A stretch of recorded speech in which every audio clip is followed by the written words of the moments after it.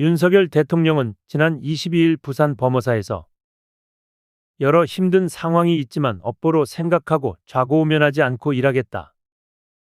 며 돌을 던져도 맞고 가겠다. 는 의지를 드러냈다.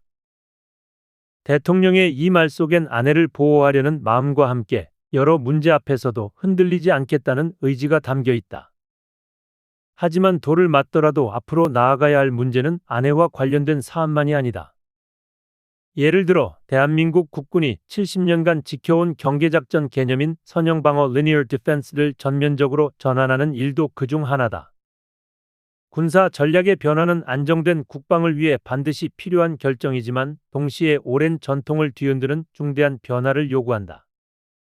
선형방어 전략은 한국 군사 전략의 근간을 이루는 개념으로 휴전선을 따라 병력이 줄지어 적의 침투를 차단하는 선의 방어 체계를 의미한다. 군 당국은 지난 70여 년간 155마일 휴전선을 국군 장병들이 24시간 철통같이 경계에 개미 한 마리도 얼씬하지 못하게 한다. 고 강조해왔다. 비무장지대에서 철책을 지키는 총든 병사의 모습은 국민들에게 튼튼한 안보의 상징으로 각인되었지만 실상은 이 철통 경계가 완벽하게 이루어지기 어려운 현실에 직면해 있다. 월북이나 월남 사건이 발생할 때마다 철통 경계 신화는 오히려 경계 실패라는 비난의 부메랑으로 돌아오곤 했다. 이러한 문제 속에서 열린 최근 국회 국방위원회 국정감사에서는 전통적 경계작전 개념의 재검토가 주요 쟁점으로 떠올랐다. 국민의힘 임종득 의원은 이 자리에서 6.25 전쟁 이후 70여 년간 유지된 경계작전 개념을 새로운 방식으로 전환해 실질적 훈련과 병사들의 삶의 질 향상을 도모하자 고 주장했다. 그는 현재 북한의 침투 전술이 과거와 크게 달라졌고 병역 자원의 부족으로 현실과 맞지 않는 경계작전을 고수하기보다는 효율성을 높여야 한다고 역설했다. 육군 소장 출신이자 윤석열 정부 국가안보실 제2차장을 지낸 임 의원의 이러한 발언은 군 안보의 새로운 방향을 모색하려는 시도라 할 수 있다.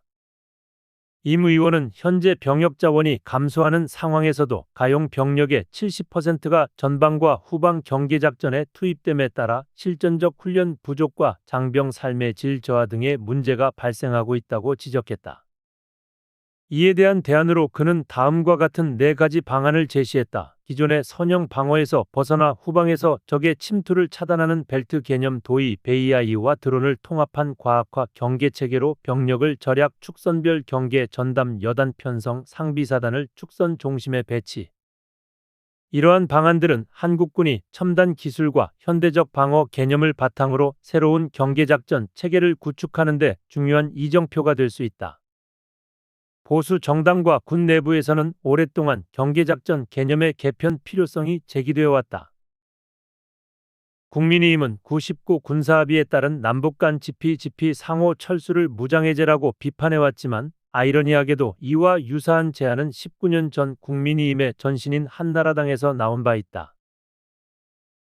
2005년 경기 연천군의 28사단에서 총기 참사가 발생한 뒤 당시 한나라당 소속 박진 의원은 월간지에 기고한 글에서 남북한의 지피 상호 철수를 제안하며 DMZ 비무장화를 주장했다.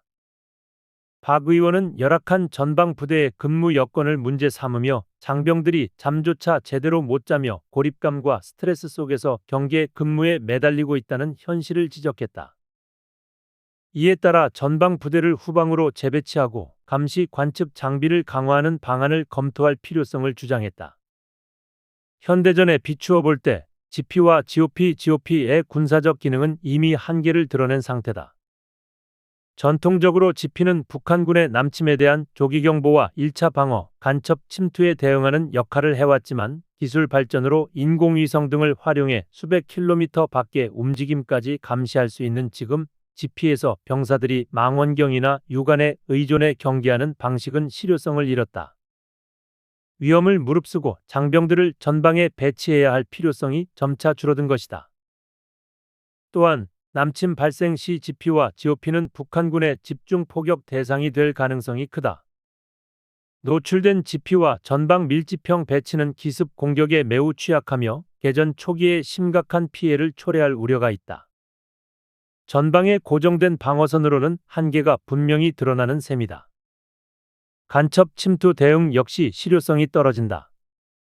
한국전쟁 이후 북한의 육상 및 해상을 통한 대남 침투는 1960년대에 집중되었으나 1980년대 이후 급격히 감소했고 1998년 이후로는 단 한 건의 침투도 보고되지 않았다. 이렇게 오랜 기간 실효성이 없는 간첩 경계작전에 군의 가용 병력 70%가 투입되는 것은 비효율적인 방어 자원 운영이라 할 수 있다. 지난 8일 국정감사에서 임종득 의원이 제기한 경계작전 개념 전환 필요성에 대한 질의에 김용현 국방부 장관이 적극 동의한다. 군이 나가야 할 방향을 잘 제시한 만큼 적극 검토하겠다. 고 답변하며 새로운 경계작전 방안에 대한 공감대를 표했다. 국가안보실 요직을 지낸 집권당의 중진 의원과 국방부 수장이 같은 의견을 공유한 만큼 기존 경계작전 개념에 대한 재검토와 개편이 가시화될 가능성이 엿보인다. 그러나 이러한 공감에도 불구하고 경계작전 개념 전환이 실제로 실현될지는 여전히 불확실하다. 방어 체계를 재편하는 일은 단순히 정책을 수정하는 것을 넘어 방대한 예산과 인력 재배치, 그리고 정치적 이해관계와 국민적 의견을 조율해야 하는 복잡한 과정을 필요로 한다. 특히 철통경계라는 상징적 이미지를 가진 기존 체계를 바꾸는 것은 국내외 여론을 설득하는 중요한 과제가 될 것이다. 경계작전 개념의 전환에 대해 안보 라인과 군 당국자들도 대체로 공감하고 있지만 이를 실제로 공론화하고 실행에 옮기는 데에는 여전히 주저하는 모습이다. 최전방 지피와 GOP에서 병력을 후방으로 재배치한 상황에서 월남 월북 사건이 발생할 경우 휴전선이 뚫렸다는 논란이 불거지며 정권의 정치적 부담이 가중될 수 있고 현장 지휘관들 역시 책임을 피하기 어려워진다. 이러한 구조적 부담 때문에 개혁을 선뜻 실현하지 못하는 상황은 일종의 고양이 목에 방울 달기와도 같다. 2000년 이후 노후화된 경계작전 개념의 개편 필요성이 군 안팎에서 지속적으로 제기되었음에도 불구하고 보수와 진보 정부 모두 이에 손을 대지 못한 것은 이러한 정치적 군사적 리스크와 연관이 깊다. 그러나 윤석열 대통령이 돌을 던져도 맞고 가겠다 는 자세로 경계작전 개념을 과감히 개편한다면 이는 현실적이고 실효성 있는 안보 정책으로 평가받으며 역대 정부에서 이루지 못한 의미 있는 업적으로 기록될 수 있을 것이다.